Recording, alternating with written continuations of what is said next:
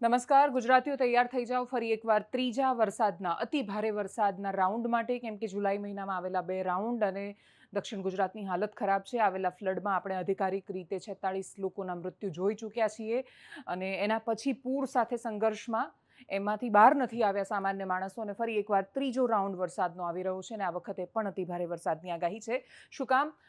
તમને અહીંયા જે દેખાતું હશે આ ડીપ ડિપ્રેશન છે. બંગાળની ખાડીમાં બનેલું ડીપ ડિપ્રેશન આગળ વધી રહ્યું છે અને હવે છત્તીસગઢના રાયપુર અને મધ્યપ્રદેશની બોર્ડર પરથી, એટલે મધ્યપ્રદેશ, મહારાષ્ટ્ર અને છત્તીસગઢની બોર્ડર પર આ ડીપ ડિપ્રેશન પહોંચી ગયું છે. અને એ સિવાયનો બીજો એક નકશો પણ જે આઈએમડીએ હવામાન ખાતાએ એનો જે મેપ છે એ બતાવ્યો છે, એ જોતા અહીંયાથી શરૂ થયેલું આ ડીપ ડિપ્રેશન એમણે આમ એકદમ સીધી લાઈન બતાવી છે. એટલે બહુ મોટા વળાંકો નથી, એટલે આમ એમણે આમ વેવ નથી બતાવી, પણ આ સીધી લાઈનમાં, ઓલમોસ્ટ સીધી લાઈનમાં એ એટલા માટે આગળ વધ્યું છે. બહુ જ સામાન્ય ઘટના નથી. કોઈ પણ પ્રકારની આ પ્રકારની સિસ્ટમ બને ત્યારે આ રીતે જ આગળ વધતી હોય છે ઘણી બધી વાર, ને અમુક વાર બહુ વળાંકો પણ લે છે. અહીંયા જે એક્ઝેક્ટ સીધી લાઈન બતાવી છે એ પ્રમાણે જો સિસ્ટમ આગળ વધી હોય તો એ ખૂબ સ્પીડથી, ઝડપથી આગળ વધી રહી છે. ને એનો મતલબ કે એને હવાનું એટલું બળ પણ મળી રહ્યું છે. બધા જ તત્વો સ્થિતિ એની ફેવરમાં છે ને એટલા જ માટે આ થઈ રહ્યું છે. આ તમને શુક્રવાર સુધીમાં શું વરસાદની સ્થિતિ થશે એ પણ બતાવે છે. એકવાર તમને સેટેલાઇટ ઇમેજથી બતાવવાનો પ્રયત્ન કરીશ કે હાલ શું સ્થિતિ છે વાદળની, ગુજરાતના કયા વિસ્તારોમાં વરસાદની સંભાવના છે. અને છેલ્લે જે સેટેલાઇટ ઇમેજ લેવામાં આવી એ વાદળની સ્થિતિ આકાશમાં શું બતાવે છે.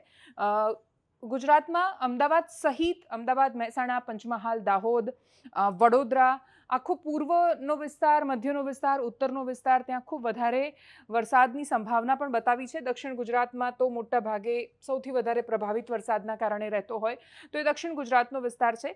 આ સેટેલાઇટ ઇમેજ છે, પણ હવે જે સ્થિતિ બદલાઈ રહી છે એ જોતાં આવનારા સમયમાં કયા જિલ્લાઓએ તૈયાર રહેવાનું છે, કયા જિલ્લાઓને રેડ એલર્ટ આપવામાં આવ્યું છે. આજે સાંજથી વરસાદનો આ ત્રીજો રાઉન્ડ શરૂ થશે.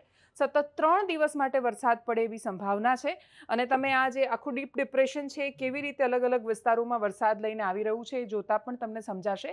અહીંયા બનેલી આ જે સિસ્ટમ છે રાયપુર પાસે છે. રાયપુર અને નાગપુરની આજુબાજુનો વિસ્તાર, આ એનો કેન્દ્રવર્તી વિસ્તાર, પણ જ્યાં પાંખ ફરતી હોય ને જ્યાંથી પવનો આવતા હોય ત્યાં વધારે વરસાદ પડે એવી સંભાવનાઓ છે કે જે સતત આમ વધે છે. એકાં તો ગુજરાતની નજીકથી પણ આખું ડીપ ડિપ્રેશન પસાર થઈ જાય, અને જો એનો રૂટ બદલે છે, એનો રસ્તો બદલે છે, તો એ ગુજરાતની ઉપરથી પણ જાય. એટલે એ નજીકથી પસાર થશે કે ઉપરથી જશે, ગુજરાતમાં વરસાદ લઈને આવશે. જો ગુજરાતની ઉપરથી જ આખી સિસ્ટમ પસાર થાય છે તો પછી મોટાભાગના વિસ્તારોમાં વરસાદ લઈને આવશે. આ બદલાતા મેપની સાથે તમે આ ગુરુવારે સાંજથી હવે વરસાદ કેવી રીતે આગળ વધે છે, આ સિસ્ટમ કેવી રીતે આગળ વધે છે અને કેટલો વરસાદ અહીંયા લઈને આવે છે એ તમે જેમ જેમ સમય આગળ વધશે એમ જોઈ શકશો. એના આધાર પર તમને સમજાશે પણ ખરું. દક્ષિણ ગુજરાતમાં વધારે વરસાદથી શરૂઆત થવાની છે સ્વાભાવિક રીતે. અને એ સિવાય અહીંયા આ દાહોદ, પંચમહાલનો પટ્ટો છે જ્યાં આજે સાંજ સુધીમાં વરસાદ પડવાનો. શુક્રવાર થતાની સાથે જ આ સિસ્ટમ છે એ આવતીકાલનો દિવસ ખૂબ ભારે રહેવાનો છે. અમદાવાદ સહિતના વિસ્તારો માટે ખૂબ વધારે વરસાદની શક્યતા, સંભાવના વ્યક્ત કરવામાં આવી છે. અને એટલે જ તમે જુઓ કે આ સિસ્ટમ પણ એક દિવસમાં કેટલી નજીક આવી રહી છે. આ નજીક આવેલી સિસ્ટમ કઈ જગ્યાએ અતિશય ભારે વરસાદની આગાહી, તો તમે આખો આ પટ્ટો જોઈ લો. વડોદરા, ગોધરા, આ બાજુ આપણો બોર્ડરનો હિસ્સો, આ મધ્યપ્રદેશનો આખો એરિયા છે, આ નીચે મહારાષ્ટ્રનો એરિયા છે, અમદાવાદ, મહેસાણા, આ બાજુ થરાદવાળો જે પટ્ટો છે એ બધી જ જગ્યાએ વધારે વરસાદની સંભાવના છે. આટલો વિસ્તાર છે ગુજરાતનો, એટલે જામનગર, દ્વારિકા અને કચ્છનો હિસ્સો, ત્યાં એટલો વરસાદ નથી પડ્યો કે ખેડૂતોમાં સંતોષ હોય અથવા એમને એવું હોય કે બસ બહુ કે થયું વાપલિયા, થોડો ધીમો વરસ. તો એવી સ્થિતિ એમની નથી. અને અહીંયા બહુ વિચિત્ર પ્રકારની સ્થિતિ છે. અમદાવાદમાં આટલો બધો વરસાદ પડ્યો, તમે પૂરના દ્રશ્યો જોયા, લોકોના ઘરમાં, સોસાયટીમાં પાણી ભરાયા, પણ એટલી બધી ગરમી છે, વાતાવરણમાં સહેજ પણ ઠંડક નથી. અને ક્યાંથી પ્રસરે?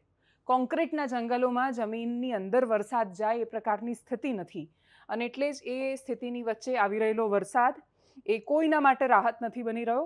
આ જ બધા વિસ્તારો છે કે જે પ્રભાવિત થવાના છે. ને અમદાવાદમાં કેટલો વધારે વરસાદ હશે એના પરથી તમે સમજી શકો છો. કચ્છ માટે રાહતના સમાચાર કે વિંડી જે નકશો બતાવે છે એ પ્રકારે આ સિસ્ટમ વધે આગળ તો પછી ભુજ, નલિયા, રાપર, મોરબી, જામનગરનો હિસ્સો, આ બાજુ ઉપર વાવ, થરાદ, ત્યાં બધે વરસાદ આવશે. પણ ત્યાં પણ શનિ રવિમાં વરસાદની સંભાવનાઓ, શક્યતાઓ છે. એટલે શનિ રવિમાં કચ્છમાં વરસાદની શક્યતા. શુક્રવારે ખૂબ મોટું અલર્ટ છે અમદાવાદ માટે, ને એટલે જ અમદાવાદની આ સ્થિતિ. જોઈએ હવે વરસાદ કઈ દિશામાં જાય છે. રેડ એલર્ટ કયા જિલ્લાઓમાં છે હવામાન વિભાગના, એ તમને સતત દર થોડા કલાકે હવામાન વિભાગ બુલેટિન જાહેર કરે છે. આ અમે તમને દર્શાવ્યું. એ સિવાય જો તમે તમારી જાતે તમારા ફોનમાં જોવા માંગતા હો તો તમને windy.com પર, એટલે તમે તમારા મોબાઈલમાં સર્ચ કરશો કે એપ્લિકેશન ડાઉનલોડ કરવી હોય તો એ પણ અવેલેબલ છે. WINDY વિન્ડી નામની એપ્લિકેશન છે, એમાં તમને દેખાશે. IMD એવું સર્ચ કરશો તમે તો IMD અમદાવાદ હવામાન વિભાગની માહિતી પણ તમને અધિકારિક રીતે બધા જ બુલેટિન, દરેક માહિતી તમારા સુધી સતત પહોંચતી રહેશે. અને એ સિવાય જો તમે એને એકદમ સરળ ભાષામાં ડાયરેક્ટ આ રીતે જોવા માંગો છો તો અમે દરરોજ એ વિડીયો તમારા સુધી પહોંચાડી રહ્યા છીએ. નમસ્કાર.